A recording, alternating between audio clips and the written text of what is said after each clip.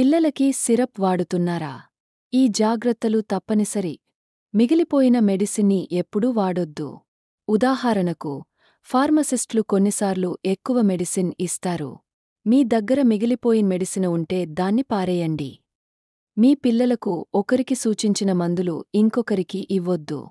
అది పెద్దలైనా, పిల్లలైనా, అనారోగ్య లక్షణాలు ఒకేలా ఉన్నప్పటికీ వేర్వేరు మందులు అవసరం ఉండొచ్చు. పెద్దలకు రికమెండ్ చేసిన మందులను పిల్లలకు అస్సలు ఇవ్వొద్దు.